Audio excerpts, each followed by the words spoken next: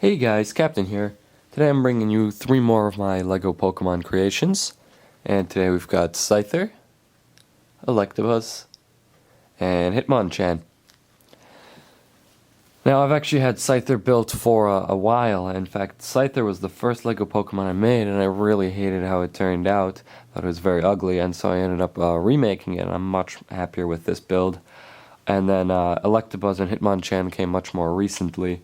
The reason I wanted to build these 3 together is actually because they were the original haymakers in the Pokemon trading card game. I'm aware that some of the people who subscribe to this channel are subscribed because of the trading card game.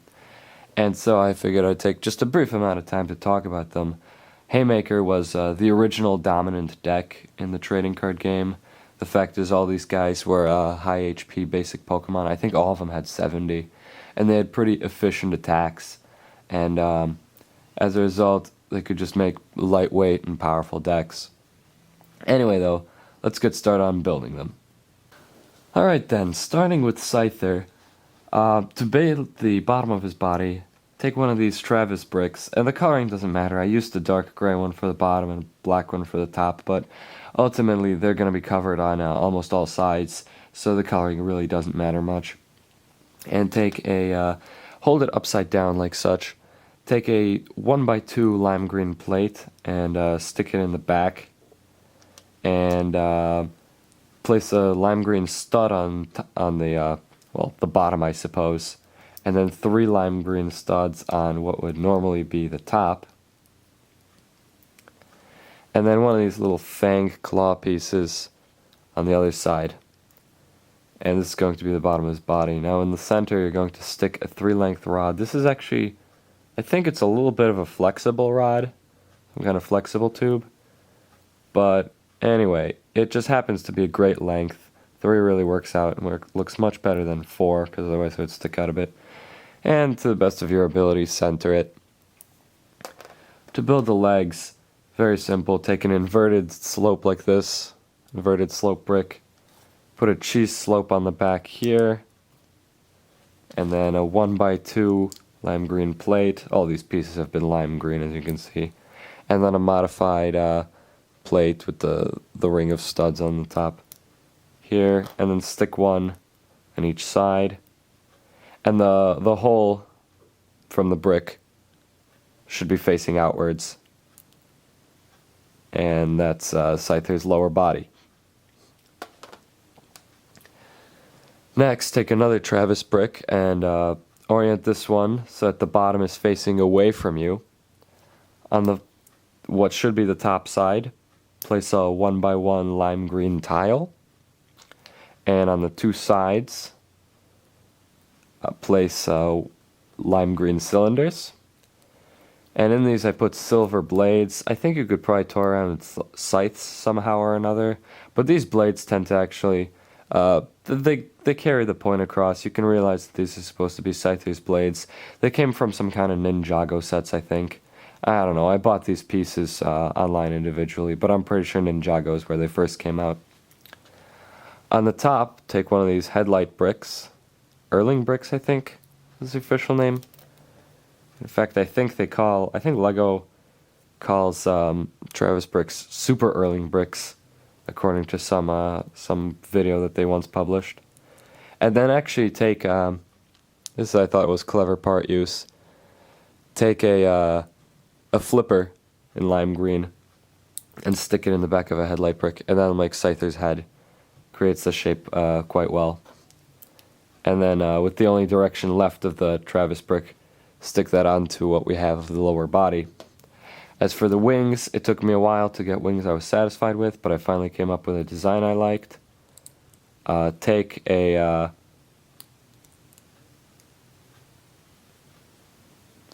I don't even know what to call this, I guess a corner plate, and then place 2 1x3 plates in back like such, and then attach jumper plates to the back of those so that they slightly hang out back. And that, I think, creates a bit of depth to the wings that I was most satisfied with. I don't know, nothing about them is like inherently brilliant. You kind of attach diagonally here, and it'll fit pretty well. But still, I think the wings turned out better than my older design, and it really was a pain to try and create good ones, so I'm fairly happy with how they turned out. Up next is Electabuzz, which is imperfect because, to my dismay, apparently I'm a bit short on 1x1 plates, and so I guess I need to get some more. I'll point out where I would have used those if I had them, and frankly I'm probably going to acquire some in the near future and replace them accordingly in my own time. Anyway, let's start from the bottom up. His feet are quite simple. They're just modified 1x1 plates with the horizontal claws, and on top you'll place a black stud and then a yellow stud. And then take a 1x3 yellow brick and place your legs underneath and angle them apart slightly. The next layer, take a 1x1 black plate, a 1x1 black claw with the horizontal clip, same kind we used for the feet. And then I used a 1x1 yellow stud because I apparently don't have any 1x1 yellow plates, but use a plate if you have one. Otherwise, stud actually looks just fine. On top of that, on top of the stud and the claw, place a 1x2 black plate, and then next to that, a 1x1 yellow plate. On top of the stud and part of the plate, place a 1x2 yellow plate, and then next to that, a 1x1 black plate. On top of this, we're going to place a 1x3 black plate, and in the center, place a Travis brick. Actually, it's much easier if before we do that, we stick 2 more yellow claws, the same kind we used for the feet and the tail. And then we place our Travis brick. The connection isn't perfect. There's a small amount of space, as you can see there. So I don't know if that was entirely meant to be able to fit together like it does, but it holds together fine. This creation, like a small amount of other LEGO Pokemon I've made, does use some quote-unquote illegal connections, so if that freaks you out, look away now. The arms are quite simple. We take some modified 1x1 plates with the vertical claw this time. We take a black one, on top of it place a 1x2 yellow plate, and then on the other side a yellow claw of the same variety, and then we stick them onto the hands, kind of like this. It will hold quite well. It will not be super mobile, not great for play, because if you try and move it around too much, it'll probably fall off. But it still holds decently well and rotates decently well.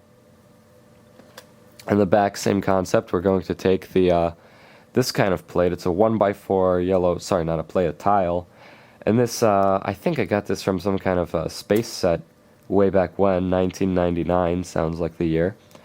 But I feel like it's been produced in sets since then, probably some kind of construction set.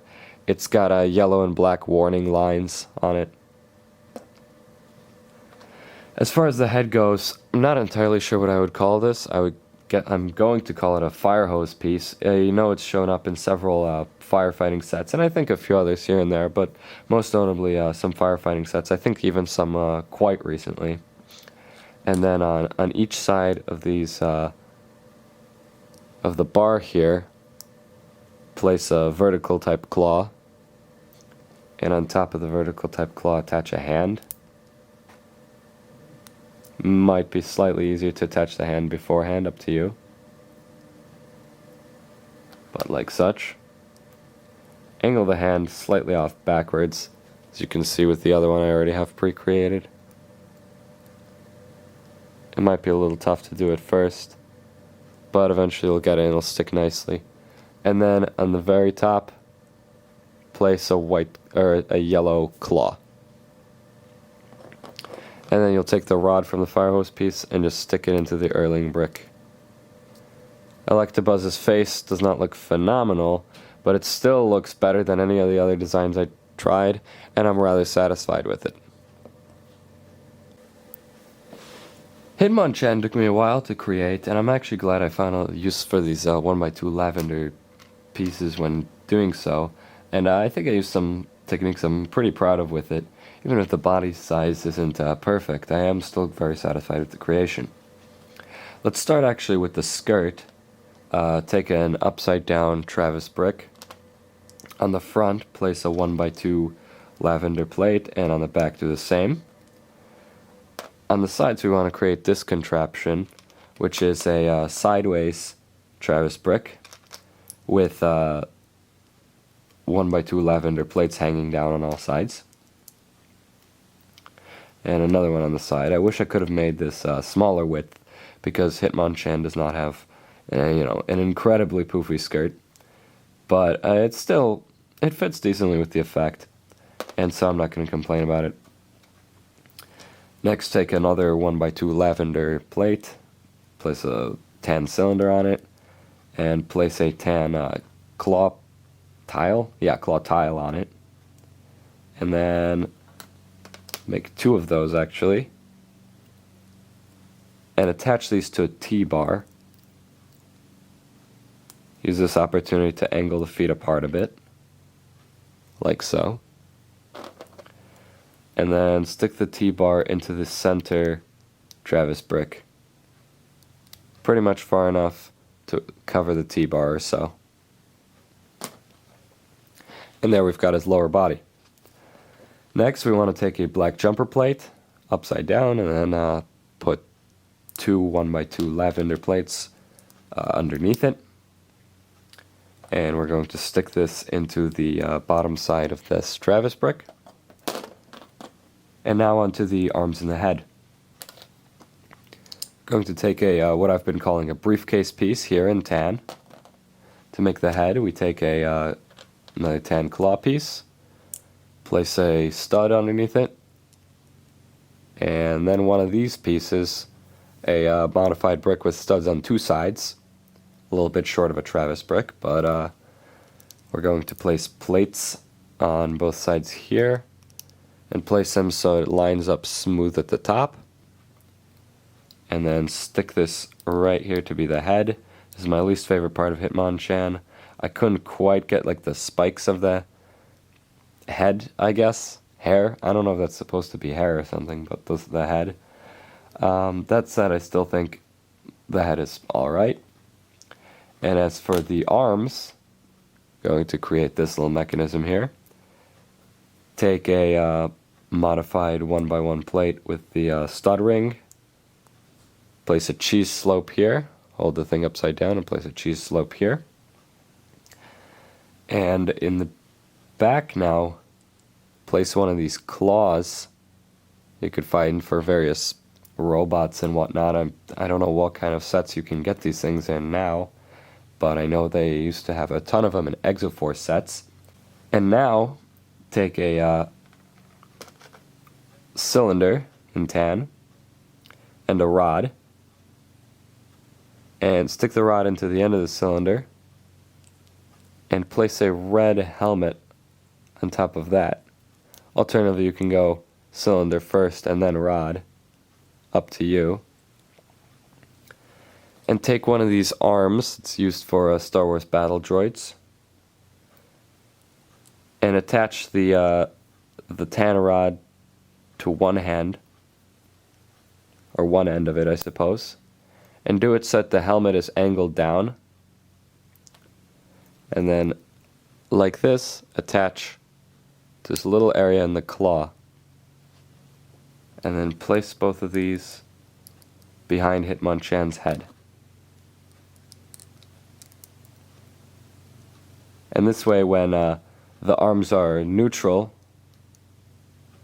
the helmets really look like boxing gloves. In the back, something I did for myself, because one of my claw pieces seems to be oddly loose, I just placed a bar in between these claw pieces. And now the might need to make minor adjustments just to make sure everything moves right, but the arms should move freely. And there's Hitmonchan. So I hope you enjoyed this video. If you did, please like, comment, subscribe, send this to your friends, check out my other videos, and I will see you guys next time. Hopefully I will post more LEGO Pokemon videos before the end of summer, and I do have some other stuff in store.